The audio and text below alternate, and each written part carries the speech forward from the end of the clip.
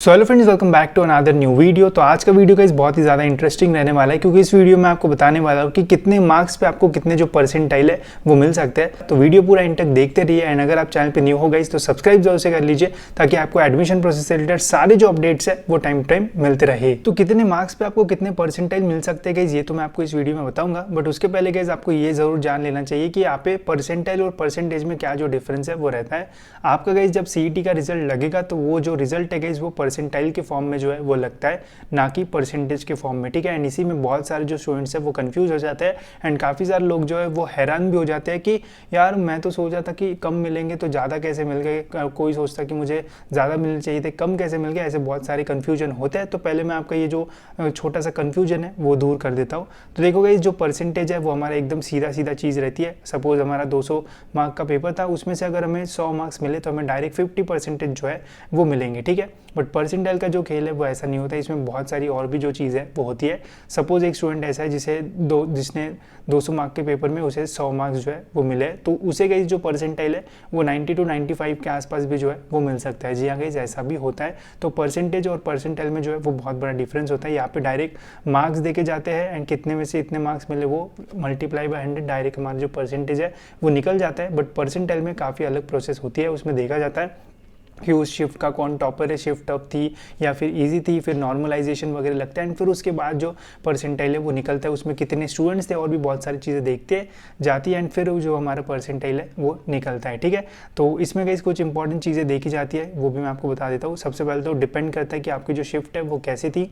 अगर आपकी shift tough रहती है, आपको फिर उसमें कम मार्क्स भी मिलते हैं, तब भी आपको थोड़ा ज़्यादा परसेंटाइल जो है वो देखने को मिल सकता है। Highest score of that shift भी जो है गाइस वो मैटर करता है। फिर नॉर्मलाइजेशन भी मैटर करता है।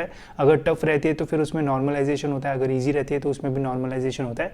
अब टफ और इजी में क्या हो सकता है वो भी मैं आपको बता देता हूँ। ठीक है। सपोज एक शिफ्ट होगी जो कि मतलब थोड़ी इजी होगी, तो उसमें अगर किसी स्टूडेंट को 150 या फिर सपोज करते हैं 100 मार्क्स ही ले लेते हैं। ठीक है। अगर एक इजी शिफ्ट थी एंड उस स्टूडेंट को 100 मार्क्स मिले, एंड एक बहुत ही टफ शिफ्ट थी एंड उसमें भी एक स्टूडेंट को जो है वो 100 मार्क्स मिले। ठीक है। तो अब ऐसा दोनों को जो है वो दोनों शिफ्ट में 100 मार्क्स मिले, बट पहली जो शिफ्ट थी वो इजी थी एंड ये वाली जो शिफ्ट थी वो थोड़ी हार्ड थी। ठीक है। तो अकॉर्डिंगली गाइस फिर इस वाले स्टूडेंट को जो है वो परसेंटाइल वो इस वाले स्टूडेंट से जो है वो ज़्यादा मिलेंगे, क्योंकि अगर आपकी शिफ्ट जो है वो थोड़ी टफ रहती है एंड उसमें अगर आपको थोड़े कम मार्क्स भी मिलते हैं, तब भी आपको जो है वो नॉर्मलाइजेशन होने के बाद ज़्यादा परसेंटाइल जो है वो मिल सकता है। तो ऐसी कंडीशन में गाइस कि अगर किसी स्टूडेंट को ईजी शिफ्ट में 100 मार्क्स है एंड किसी स्टूडेंट को टफ शिफ्ट में 100 मार्क्स है, तो जो टफ शिफ्ट वाला है उसे नॉर्मलाइजेशन होने के बाद ज़्यादा जो परसेंटाइल है वो मिल जाते हैं। ठीक है। तो ऐसा पूरा जो है वो होता है एंड बहुत ही कंफ्यूजिंग सी प्रोसेस रहती है इसमें। तो जितना डीप जाओगे उतना और कंफ्यूज होगे। शॉर्ट में मैंने आपको बता दिया, होप सो गाइज आपको समझ में आ गया होगा। अब हम देखते हैं गाइज कि कितने मार्क्स पे आपको कितने परसेंटाइल जो है वो मिल सकते हैं। ठीक है। तो ये देखो गाइज, इसमें हमें एवरेज जो है वो देखना पड़ता है। कोई भी यूट्यूबर हो या फिर कोई भी पर्सन हो, वो आपको डायरेक्ट ये नहीं बता सकता कि इतने मार्क्स पे इतने ही परसेंटाइल जो है वो मिलेंगे, क्योंकि इसमें बहुत सारे जो फैक्टर्स है वो मैटर करते हैं। इसलिए गाइज मैं आपको एवरेज जो चीज़ है वो बताऊंगा, जिससे आपको ये समझ में आएगा कि अगर इतने मार्क्स मिलते हैं तो इसके आसपास जो परसेंटाइल है वो मिल जाएंगे। ठीक है। तो चलिए देखते हैं।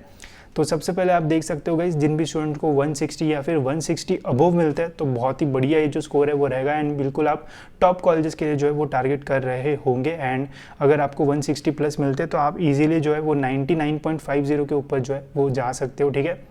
एंड फिर आप टॉप कॉलेजेस के लिए जो है वो टारगेट कर सकते हो। अब यहाँ पे जो है गाइस वो 160 के अबव जो है वो पॉइंट्स में जो है वो बहुत मैटर करता है, क्योंकि अगर आप कोई भी टॉप कॉलेजेस देखोगे तो वहाँ पे पॉइंट में जो परसेंटाइल है वो चेंज होता है एंड आपको कॉलेज मिल भी सकता है या फिर नहीं मिल सकता है। तो 160 के अबव जितने आपको मिलेंगे उतना ही आपका गाइस 99 पॉइंट के आगे जो है वो आपको नंबर्स बढ़ते हुए जो है वो देखने को मिल जाएंगे। बट अगर 160 आप टच करते हो तो 99.50 के ऊपर आपको जो है वो परसेंटाइल ज़रूर मिल जाएंगे एंड टॉप कॉलेज के लिए आप टारगेट कर पाओगे। फिर है गाइस 150 to 160। ठीक है। इस रेंज में भी अगर आप आते हो तो इजीली 99 में जो है वो चले जाओगे। एंड सपोज अगर आपकी शिफ्ट टफ होती है एंड अगर उसमें आपको 150 या फिर 140 भी मिलते हैं तो तब भी आप इजीली 99 या फिर उसके अबव भी जो है वो जा सकते हो। तो जनरली इस रेंज में अगर आपको आते हैं तो 99 के अबव जो है वो मिल सकते हैं। बट 160 प्लस में अगर आप जाते हो तो 99.50 के ऊपर जो है वो मिल जाएगा। अब ये 50 जो है वो बहुत इंपॉर्टेंट है, क्यों वो भी मैं आपको बता देता हूँ। तो जैसे आप देख सकते हो गाइस, ये है COEP के कैपरन 1 का कंप्यूटर साइंस इंजीनियरिंग का कट ऑफ। आप देख सकते हो जनरल कैटेगरी 99.91 कट ऑफ है, ठीक है। अगर यहाँ पे आपको मतलब 2-3 पॉइंट भी कम होता है तो पहले राउंड में आपको जो कॉलेज है वो नहीं लगता, ठीक है। तो जो अच्छे कॉलेजेस है टॉप वाले, वहाँ पे जो पॉइंट्स है वो बहुत ज़्यादा मैटर करते हैं।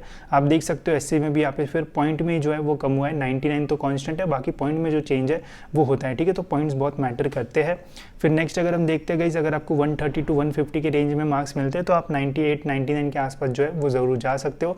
इसमें भी अगर आपकी शिफ्ट बहुत टफ थी एंड अगर 130 मार्क्स मिले तब भी आप 99 की थोड़ा पास जो है वो जा सकते हो, अगर शिफ्ट बहुत टफ थी।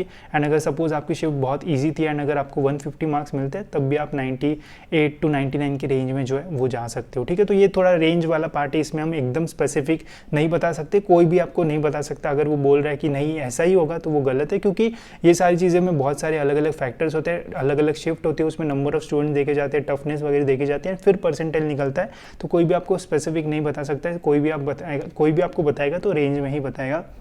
फिर अगर गाइज आपको 110 to 140 के रेंज में अगर आपको मार्क्स मिलता है तो आप 96 to 98 के बीच में जो है वो जा सकते हो। 140 में सपोज अगर इजी शिफ्ट निकल गई तो उसके 98 के आसपास जा सकता है। सपोज किसी को 110 मिले एंड शिफ्ट जो है वो अच्छी खासी टफ थी तो वो 96, 97, 98 को भी जो है वो टच कर सकता है, ठीक है। तो इसमें डिपेंड करेगा शिफ्ट वगैरह जो है वो कैसी थी। एंड अगर आपको 100 या फिर 110 के आसपास मिलते हैं तो 95 के अबो जो है वो आपको परसेंटाइल मिल सकते हैं, ठीक है। तो ओवरऑल गाइज ऐसे ही हमें हर साल देखने को मिलते हैं एंड अगर आप कहीं पे भी देखोगे तो ऐसा ही कुछ जो टेबल है वो आपको देखने को मिलेगा। इसके अलावा काफ़ी सारे स्टूडेंट्स का ये भी पूछना होगा कि अगर हमें 100 से कम है तो तब क्या हो सकता है।